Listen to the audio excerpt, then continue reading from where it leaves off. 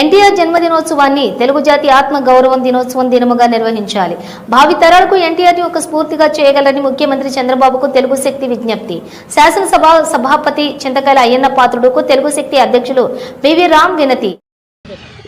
నా పేరు బివి రామ్, తెలుగు శక్తి అధ్యక్షుడిని. నేడు నర్సీపట్నం పర్యటనలో శాసనసభ సభాపతి శ్రీ చింతకాయల అయ్యన్న పాత్రుడిని కలవడం జరిగింది. ముఖ్య ఉద్దేశం ఏంటంటే, రేపు ఏదైతే మే 28 ఎన్టీఆర్ జయంతి ఉందో అది ప్రభుత్వ పరంగా చేయాలని, నాడు ఆ రోజు తెలుగు జాతి ఆత్మగౌరవ దినోత్సవంగా ప్రకటించాలని చెప్పి తెలుగు శక్తి మనవి చేసుకుంది. ఎందుకంటే మేము అయ్యన్న పాత్రుడిని కలవడం ముఖ్య ఉద్దేశం, నాడు ఎన్టీఆర్ పార్టీ పెట్టినప్పుడు అయ్యన్న పాత్రుడు గారు చేరిన వ్యక్తుల్లో తొలి వ్యక్తులు అయ్యన్న పాత్రుడు గారు. మరి ఈవేళ అలాంటి వ్యక్తులతో ఈవేళ ప్రారంభించాం. డెఫినెట్గా రానున్న రోజుల్లో బుచ్చయ్య చౌదరి గారిని అన్ని జిల్లాలకు పర్యటించి డెఫినెట్గా చంద్రబాబు నాయుడు గారు రేపు మే 28 తెలుగు జాతి ఆత్మదివసంగా జీవో వచ్చేలాగా, ఇది నా ఆకాంక్ష కాదు, తెలుగు జాతి ప్రజల ఆకాంక్ష.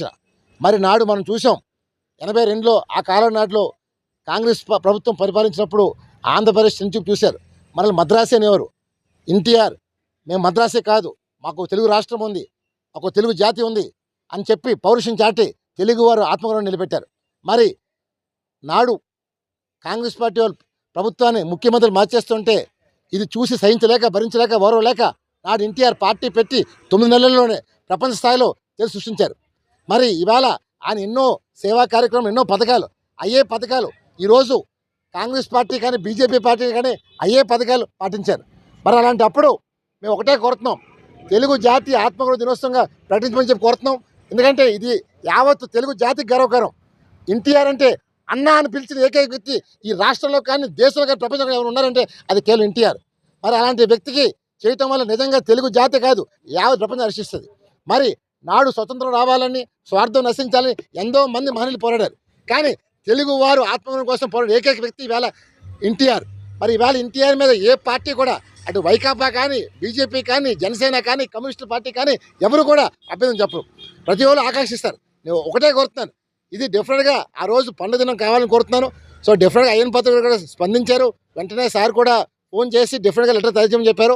అందరూ నేను డెఫినెట్గా ఈ సంవత్సరం ఎన్టీఆర్ జయంతిని తెలుగు జాతి జరుగుతుందని చెప్పి పూర్తిగా మేము ఆకాంక్షిస్తున్నాం.